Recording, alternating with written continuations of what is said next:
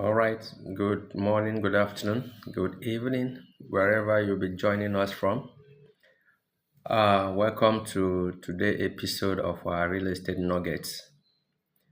Today, I want to be sharing with us the difference between buying land in an estate versus buying in an open land, in an open market. I mean, the difference between buying land in an estate versus open market. What are the difference? What are the pros? What are the pros?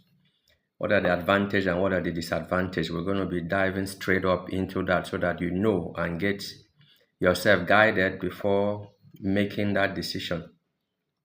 So today, what is estate land? Estate land is within a planned development, within a planned scheme, which sometimes it could be private development or it could be a government development, a government scheme. So then what is the open market land? The open market land is buying directly from individuals, families, or communities. That's what it means, buying directly from individuals, families, or communities. Though sometimes it can be within, an estate, but majorly the open land we are talking about today is the one that is not within an estate development. Maybe you go into a rural community, an upcoming area, you buy from the individuals or you buy from the family members or you buy from the community as a whole. So that's what is an open market land. While previously I said the estate one is the one that is planned development layout. That is planned development layout. So what is the advantages of buying in a planned development layout in an estate scheme? What is the plan? What is the advantage? What are the pros of buying there? One of the pros of buying there is that it is a planned development that is come with a layout design, roads, drainage, power supply, and sometimes perimeter fencing. So most times when you want to buy in a planned development, it comes with those planned development. So some you buy in the one that those things have already been provided. Sometimes you buy for the ones those things are ongoing, or the ones that those things will be done. So those are some of the one of the benefits of buying a planned development in an estate scheme.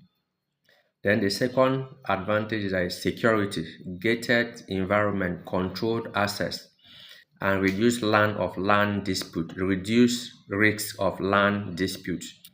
So it is secure. You have it in a gated environment, controlled access, and reduce risks of land disputes. That's one of the advantage also of buying in an estate scheme or in a planned development scheme. Then also another advantage is a value appreciation.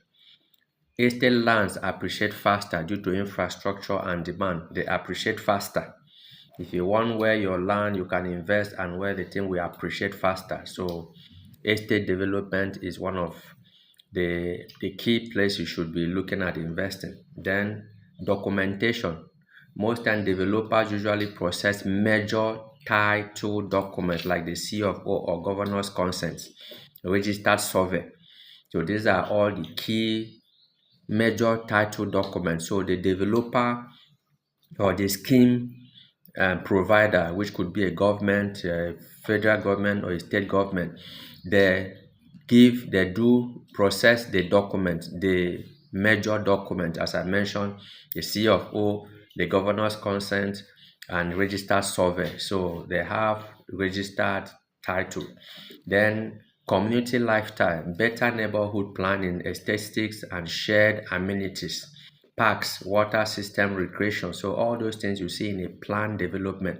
There are some, there one nice environment where you see all those parks, you see well layout, gated areas, gutters, road networks. So you want to, invest in a planned estate scheme. Then what are the risks? What are the costs? One of the risks is that there are high costs. Of course, those infrastructure come with a cost. So you are more expensive than the open market land. The estate lands are more expensive than the open market land. Then sometimes you could meet fraudulent developers, some people that they will end up still selling you land and that they will resell to other people or multiple buyers. So it still happen as well in estate development. So that's why you must be careful the developer, check their reputation, check their previous experience before you buy from them. Then there could be hidden charges because things like development levy, legal fee, service charges, they may not be disclosed upfront. So you should know those are some of the risks involved. So some of these things may not be disclosed upfront. So yes, sometimes it could be for genuine reason that those costs may not be known from the beginning because sometimes those titles they are being processed, they are still ongoing and so on and so forth. So sometimes those costs will prompt or will come up later. So you should know those are some of the pros and cons in buying in an estate development. So for the open market land, what are the benefits? Of course, number one benefit that it is cheaper, usually more affordable upfront than the estate land. It's usually cheaper because you buy from individual that may not care about any other development fee and so on and so forth. So you buy it cheaper, of course, flexible. They are flexible use. You can design and develop the land to your taste without estate restriction. So they are flexible. You can design it the way you want. Unlike estate where there may be some restriction, the kind of design, the kind of floors you can go, and the type of houses you can build. Sometimes they could even tell you the kind of zinc color you should use, the roof color you should use. So it has flexible use. Of course, negotiation power, direct purchase from families, individuals or communities allow you for flexible pricing whereby you can negotiate it the way you want. It's flexible in terms of pricing. Large land availability, easier to acquire bigger sizes in acres or hectares at once. So you can be able to acquire in hectares or acres at once when you are buying an open market. So what are the risks? What are the disadvantages of buying an open market? Is that the community indigenous owners, things like the Omoniles, in the western area, they call them the Omoniles.